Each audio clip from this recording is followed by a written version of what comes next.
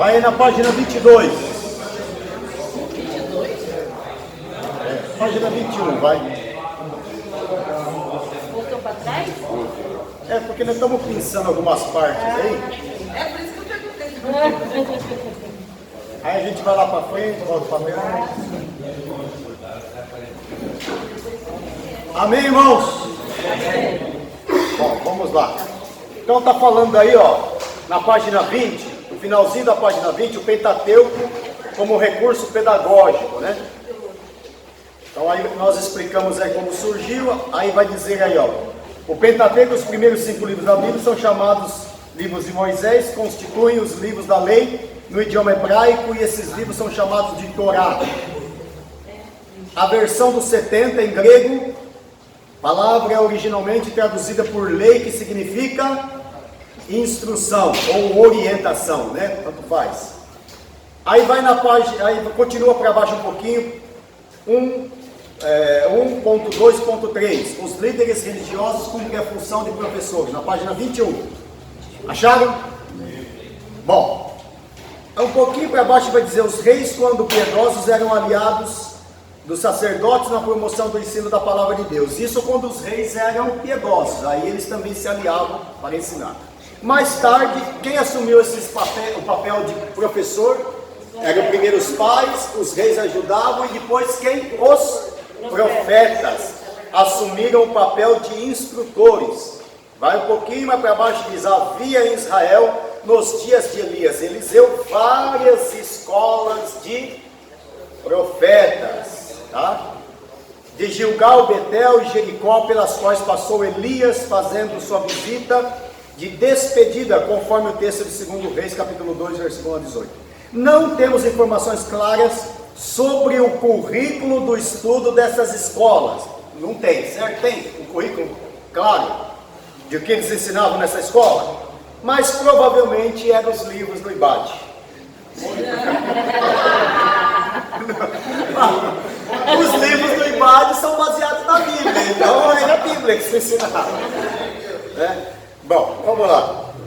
Não sabemos informações claras sobre o currículo do estudo dessas escolas, mas compreende-se que eram centros de instrução sobre o serviço religioso e treinamento espiritual, provavelmente sob a autoridade de Elias, e a escola de Gilgal tinha uma vida comunitária completa e independente. No 4º século a.C., os profetas passaram a função de professores. Ou seja, eram os pais, dos pais passaram para os reis, reis profetas, e os profetas passaram o bastão para quem? Para no 4º século, no finalzinho da página 21.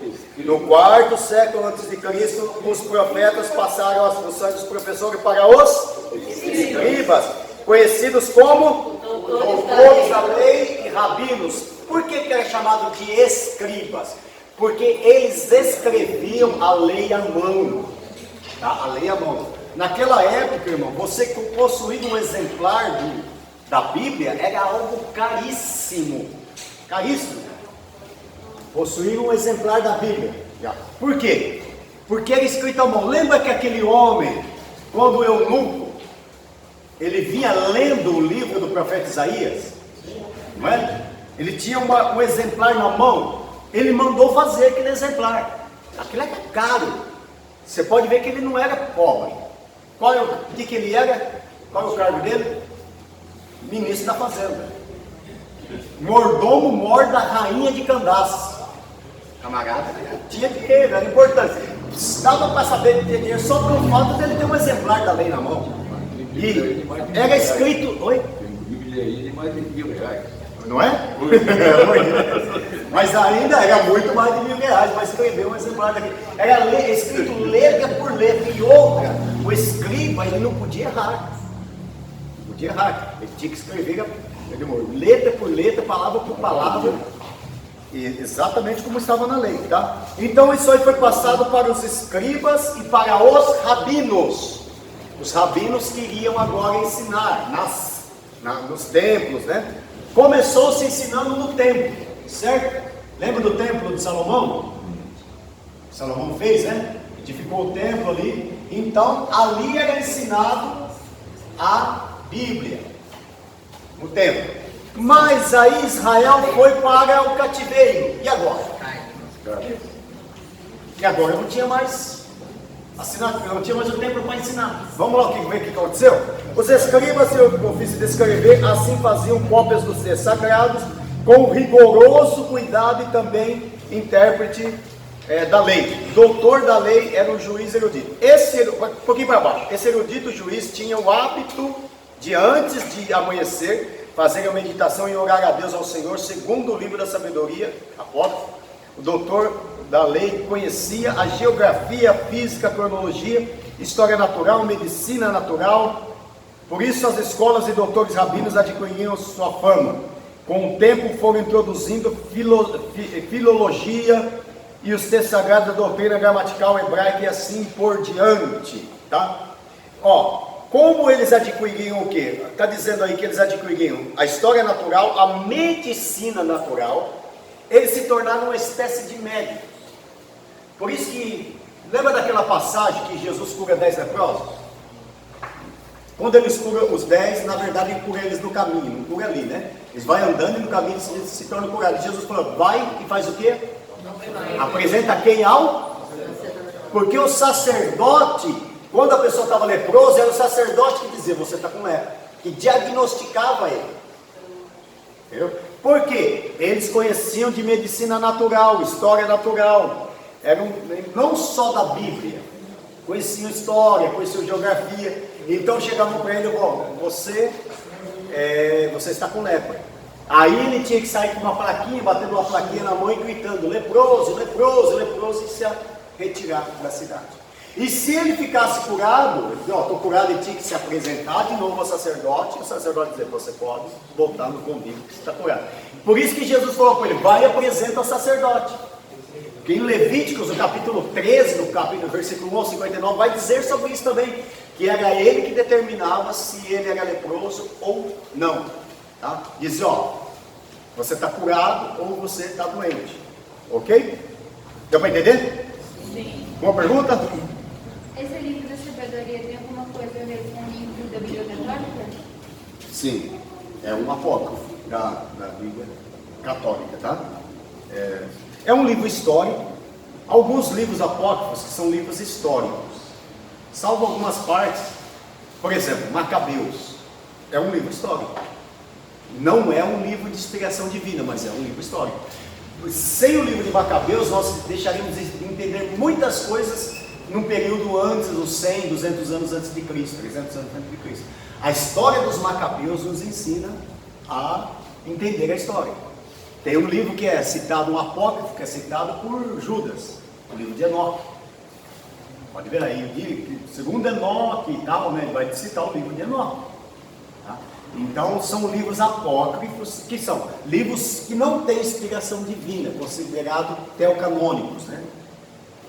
Isso foi, nós vamos estudar isso depois, mais para frente, eu vou rever isso aí. Tá? Não dá tempo de entrar nesse detalhe, como se tornar canônicos ou não. Mas alguns livros, agora algumas partes não são aceitos nem como históricos. Então não é seguro esses livros? Não são seguros, principalmente para dizer assim que eles são inspirados por Deus.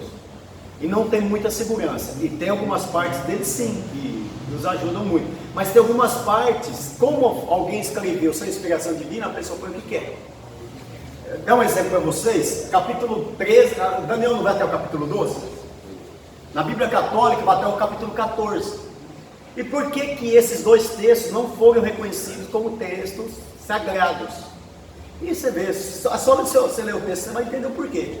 Então a parte ali que diz que Daniel, uma certa vez, para provar que o Deus dele era maior, tal, não sei o que, havia um dragão. Dragão, você já viu alguma vez dragão? Tá. Havia um dragão e ele pega o quê? Daniel faz uma bola de piche e joga na boca desse dragão e explode o dragão, entendeu? Isso é um pouco filme, é meio hollywoodiano, né?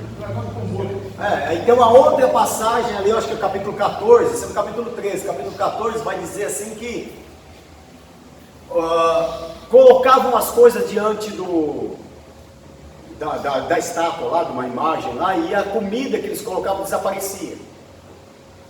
E que Daniel descobriu como... Pode ler, pega uma Bíblia católica que você vai ver escrito isso aí.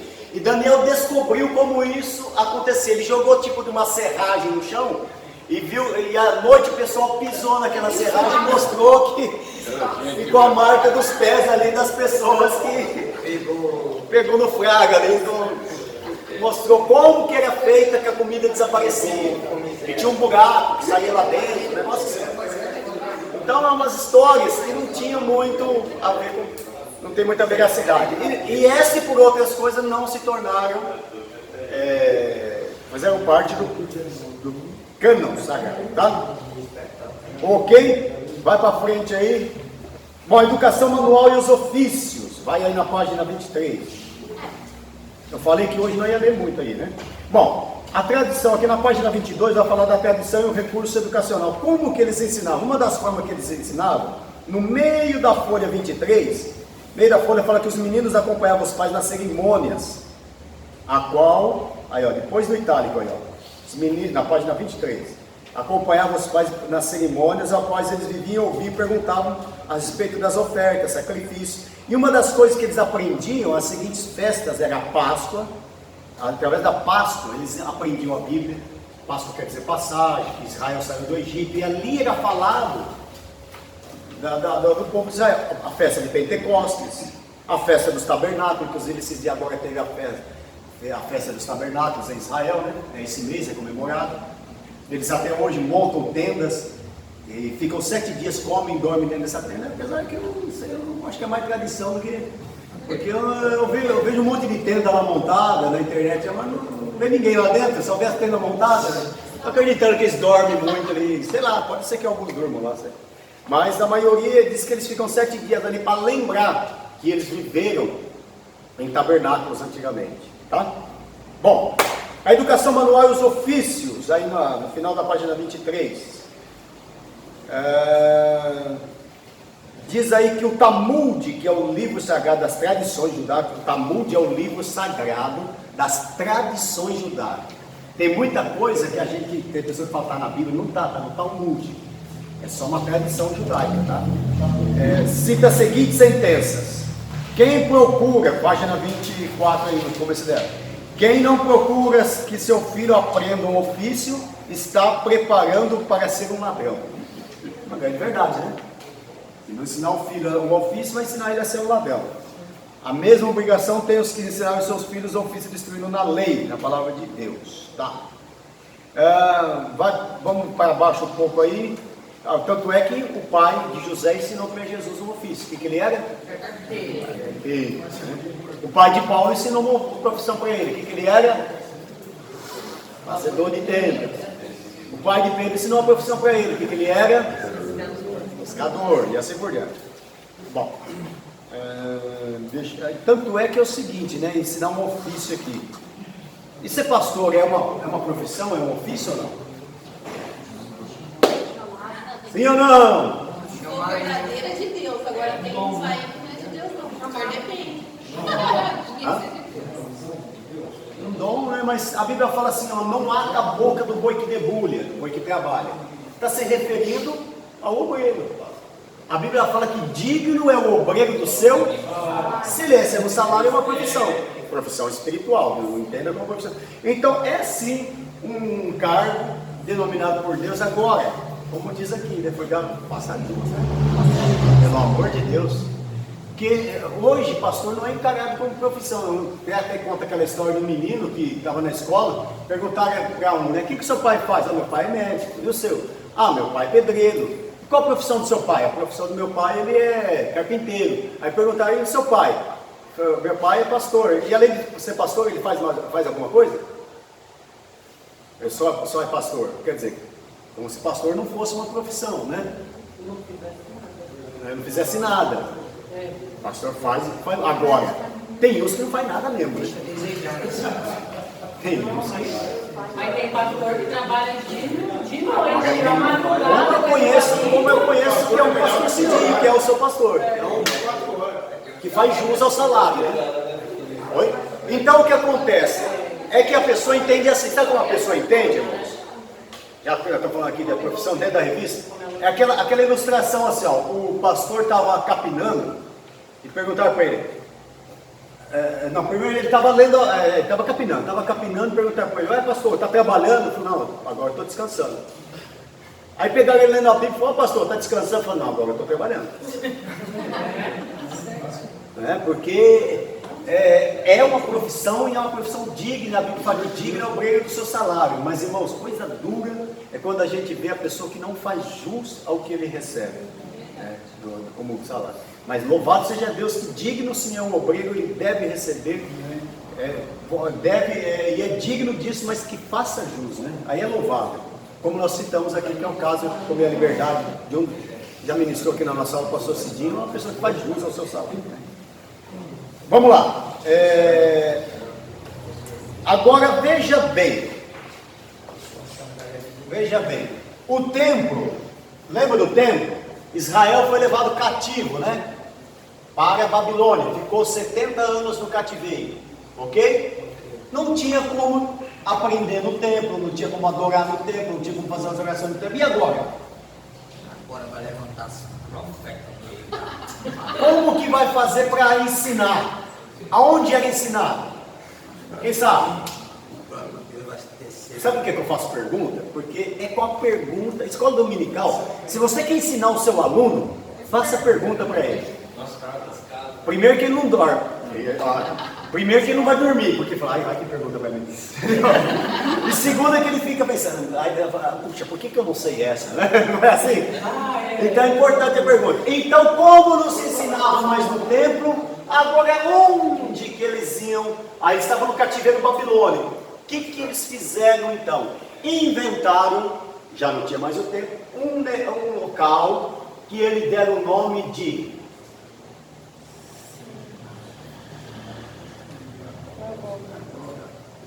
sinagoga. Aí surgiu as famosas sinagogas, ok? O que é uma sinagoga? Vamos lá, no período, na página 125, a sinagoga também é uma escola. 25, perdão. A sinagoga também é uma escola. No período do cativeiro babilônico, no século 4 a.C., estando os judeus exilados sem acesso ao templo em Jerusalém, as sinagogas surgiram para suprir a carência do ensino, certo? Para suprir a carência do ensino da palavra de Deus para os adultos e meninos durante aquele tempo. Qual circunstância despertou os judeus um vivo e novo sentimento de sua nacionalidade e procuraram conservar por meio da educação? A sinagoga era uma casa onde convergia toda a vida social dos hebreus, e ali encontravam para conversar, discutir assuntos importantes da comunidade e estudar e orar. Então ela servia como uma escola bíblica, casa de cultos e escola pública. Ali era uma casa de culto, a sinagoga, era uma escola bíblica. Aí, por isso que eu falo que a escola dominical já surgiu antes. E é um local de culto. Jesus, ele pregava onde? Nas sinagogas. Qual é a sinagoga que Jesus mais pregou? É a sinagoga que um dos chefes daquela sinagoga chamava-se Jairo. E por que Jairo? O povo não gostava da mensagem de Jesus, irmão. Jesus tinha uma mensagem que é contra, principalmente, em Israel, nós falamos aqui que na época de Jesus era dividido em 3 partes: a Galileia, Samaria e Judeia. Na Judeia tinha muito os fariseus, mas aqui em cima tinha os saduceus. E os saduceus era pior do que os fariseus, porque eles não acreditavam, né? Agora vamos ver aqui, eles não acreditavam em muitas coisas, e eram piores, eu acredito, mas tudo farinha mesmo, sabe? Bom, mas por que Jesus viveu a maior parte do ministério dele aqui? Porque estava longe de Jerusalém, onde era o centro, e ali uma das portas que se abriu para Jesus é o fato de que Jairo era o principal da sinagoga, não era? Um dos chefes, e Jesus curou a filha dele, não é? Ressuscitou, né? A filha de Jairo. Aí Jairo falou: Jesus, desce a lei. Manda bala, aqui você tem liberdade. Os saduceus ficavam ali roendo de raiva, mas Jesus ensinava todos, porque era de sábado que eles ensinavam, todo sábado ele ensinava na sinagoga. Tá? E ele ensinou em muitas sinagogas. Quando ele ia para Jerusalém, não ensinava no templo, ele ensinava nas sinagogas. Existiam muitas sinagogas naquela época, tá? Muitas, tinha mais, acredito, 200, 300 sinagogas na época de Jesus. Tá? E isso surgiu, então a sinagoga surgiu aonde? No cativeiro babilônico. Aí eles voltam do cativeiro babilônico, mas o templo estava destruído ainda. Antes de Zorobabel voltar e refazer. Então eles começaram a fazer sinagogas, casas também. Na época do retorno, as sinagogas não pararam com o costume das sinagogas. O templo depois foi reerguido, mas ainda existia sinagogas, não parou mais de existir. Vou fazer uma pergunta talvez idiota, mas sinagoga era uma casa? Uma casa. Era um templo? Era um Não, lugar, era uma casa de um irmão, de uma morava? pessoa da família, isso, morava lá, e se transformava no local de Num culto. lugar de estudo. De estudo, não só de estudo. Entendi. Tratava assunto da comunidade, ensinava uma escola normal, fazia culto e também tinha escola dominical, tinha a Bíblia, ensinava a Bíblia, tá? Na época de Jesus, Paulo ele pegou esse modelo não de igreja, irmãos, ele pegou o modelo de sinagoga. Quem pode ler, por exemplo, Atos 20, 20? Lê aí, Atos 20, 20. Pastor, o cenáculo, ele era uma sinagoga também, o cenáculo? O cenáculo? Não, o cenáculo o que é? O cenáculo era uma casa de uma pessoa. Maria. Não, uma pessoa, que não fala quem era, né? Era uma casa. Marcos 12 fala que ela era. Isso, perdão. Ó, vamos lá. Era um local, o cenáculo era um local amplo, grande, né? Ficava no segundo andar. E aonde eles se reuniram é um lugar, espaço que você tinha um espaço para bastante gente comer, se alimentar. É um espaço que era mobiliado. Por ser mobiliado, aonde Jesus serviu a última ceia, né? Então E esse mesmo local onde Jesus serviu a ceia é aonde serviu a ceia, foi aonde eles se reuniram para o dia de Pentecostes.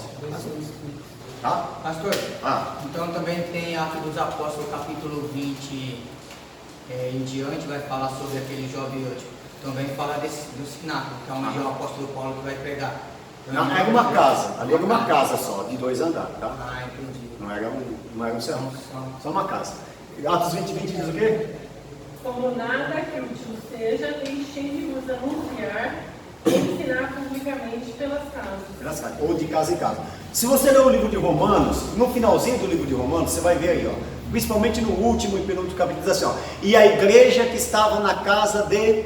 Pode ler lá. A igreja que estava na casa de fulano. A igreja que estava na casa.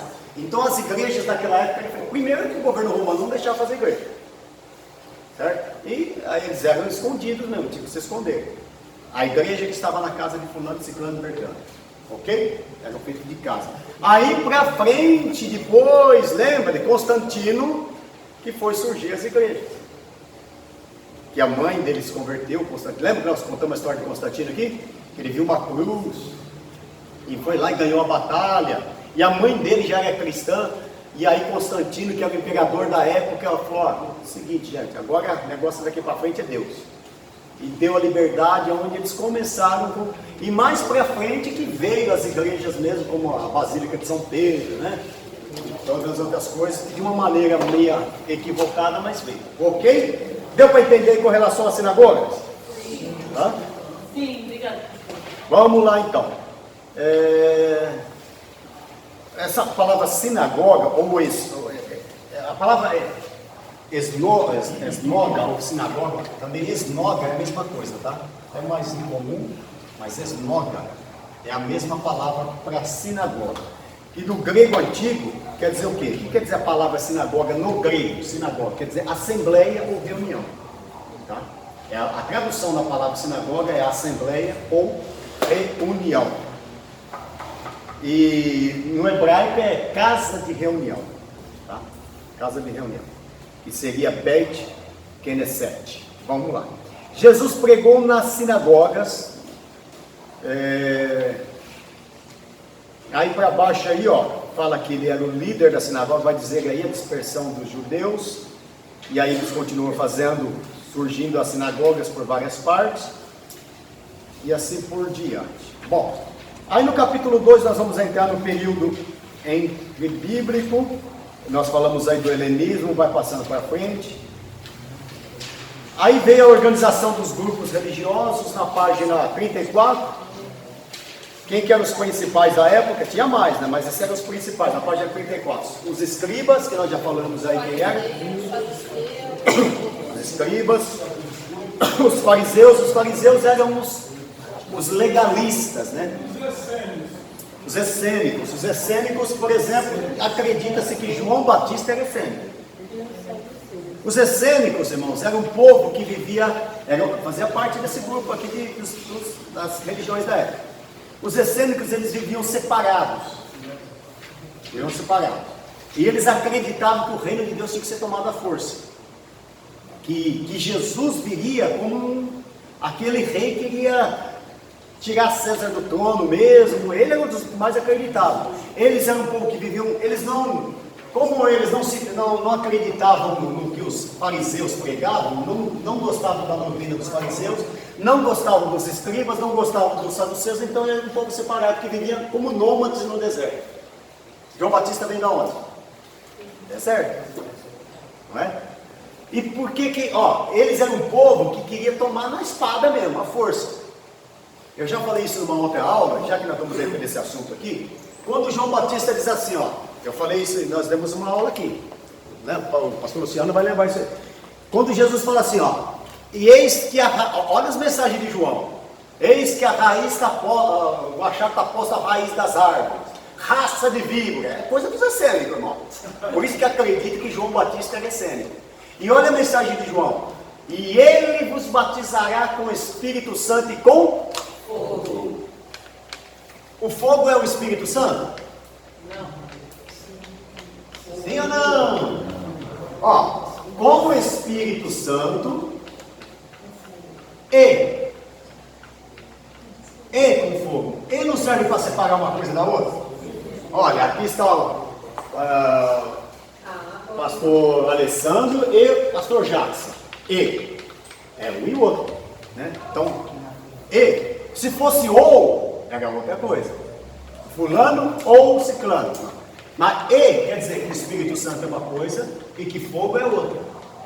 Aí tem gente que fala que o Espírito Santo aqui está falando que o fogo aqui está falando do Espírito Santo. Não tem como. Tem? Sim ou não? Não. Estava a água e o fogo. A água e o fogo. Está falando que a água é uma coisa e o fogo é outra. Certo? O sol e a lua. Sol e lua. Sol e lua. Então sol é uma coisa e lua é outra. Concorda? Agora se falar sol ou lua. Mas aqui é o E. O E é uma palavra para separar uma coisa da outra. Então não podemos dizer que isso aqui está se referindo ao Espírito Santo. O que realmente se acredita e que a maioria das pessoas prega errado. Fala que isso aqui é o fogo, que é o batismo, que... Nada a ver. Mas a palavra-chave aí é batismo, né? Aqui? Está se referindo a batismo? Então, aí, veja bem, você não precisa concordar comigo. Como é que está lá? O Jesus já tomou o trono e falou, é o seguinte, João, eu vi ele comendo com os pecadores lá. Ele está comendo com o pecador? Eu vi andando com as prostitutas lá, ajudando a prostituta. Sabe o Zaqueu, cobrador de impostos que trabalha com o governo romano? O Zaqueu, ele chamou o Zaqueu também para a turma lá, e chamou para ser o banheiro ainda, hein? O João falou, mas não é possível, o camarada trabalha com o governo romano. Não, peraí, eu acho que não é por isso não. Faz o seguinte, pergunta para ele se é ele mesmo ou se eu tenho que esperar outro, porque eu estou em dúvida agora. Não, o camarada começa a andar com os publicanos. Não fala mal do governo romano. Eu estou perdendo minha cabeça aqui por causa do rei. Ele não fala mal do César, não fala mal de ninguém. Vai lá, pergunta para ele lá. Aí falou, senhor, é o seguinte, o João mandou perguntar para o senhor, se é o senhor mesmo, você tem que esperar outro. Aí Jesus falou o quê? Avisa João que os cegos veem, que os coxos andam, que os mudos falam, e que aos pobres não é anunciado o reino de um homem natural, é anunciado o reino de Deus. Ele chegou lá e falou, e aí? Olha, ele falou que o reino de Deus está sendo anunciado, você ficar tranquilo. Reino de Deus? Então tá bom, se ele está anunciando o reino de Deus, então é o reino de Deus. Então, irmãos, o que acredita é isso, tá? E esse que nós entramos no assunto aí dos essênios, né? Tinha os essênios, tinha os fariseus, tinha os saduceus. Os fariseus, então, era aquele povo legalista. Qual era o erro deles? Ser legalista. Entendeu? Eles observavam tudo da lei, que nem fala aqui. A Bíblia, Jesus falou, ó, vocês pegam lá um pé de cominho, tem 10 folhinhas, vocês vão arrancar uma folhinha e levam e dá o dízimo dela. Mas vocês não observam o mais importante da lei, que é o amor. O amor.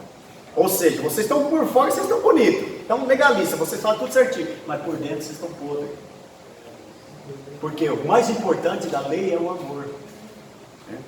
O amor, e isso eles não tinham. E os fariseus não, os fariseus já criam, aqui ó, vai na página 36. O que os saduceus aliás, criam?